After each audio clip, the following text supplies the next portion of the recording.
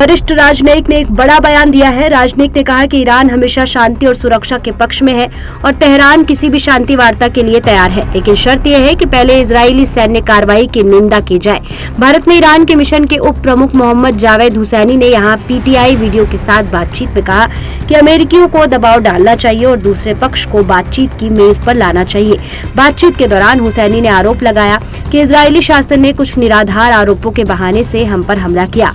उन्होंने कहा, वास्तव में हमने आत्मरक्षा के लिए संयुक्त राष्ट्र चार्टर का सहारा लेने की कोशिश की और जवाबी कार्रवाई की। मोहम्मद जावेद हुसैनी ने कहा कि ईरान ने दिखाया कि हम अपने देश, विदेशी नागरिकों सहित अपने लोगों की रक्षा करने में सक्षम हैं। उन्होंने आरोप लगाया कि इजरायल की सैन्य कार्रवाई ने गैर सैन्य स्थलों को भी निशाना बनाया है। पश्चिम एशिया में स्थिति के लगातार बिगड़ने पर ईरानी राजनयिक ने कहा, ईरान हमेशा शांति और सुरक्षा के पक्ष में है और तेहरान क्षेत्र में स्थिरता के संबंध में किसी भी पहल का स्वागत करता है। हुसैनी ने कहा, हम किसी भी शांति वार्ता के लिए तैयार हैं, बशर्ते कि पहले इजरायल की उसके कृत्य और उसने जो किया है उसके लिए उसकी निंदा की जाए। यह पूछे जाने पर कि तनाव को कम करने में भारत क्या भूमिका निभा सकता है। हुसैनी ने कहा, हम उम्मीद करते हैं कि भारत एक मित्रवत और बंधुत्व वाले देश के रूप में अंतर्राष्ट्रीय समुदाय के साथ सामूहिक कार्रवाई में इजरायली शासन पर शत्रुता को रोकने के लिए दबाव डालेगा। उन्होंने कहा, हम उम्मीद करते हैं कि भारत अन्य देशों के साथ मिलकर इन मामलों में सक्रिय रूप से शामिल होगा।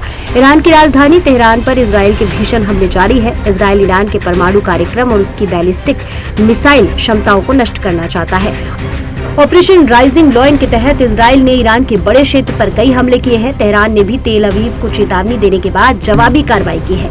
इससे पहले भारत में इजरायल के राजदूत रूवेन अजार ने मंगलवार को कहा था कि इजरायल ने ईरान के परमाणु कार्यक्रम और मिसाइल क्षमताओं को कमजोर करने के लिए सैन्य कार्रवाई की।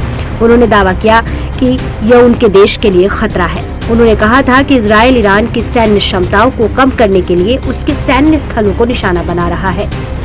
तमाम बड़ी खबरों के लिए बने रहिए किन्नी टाइम्स के साथ। वीडियो को लाइक करें, चैनल को सब्सक्राइब करना ना भूलें।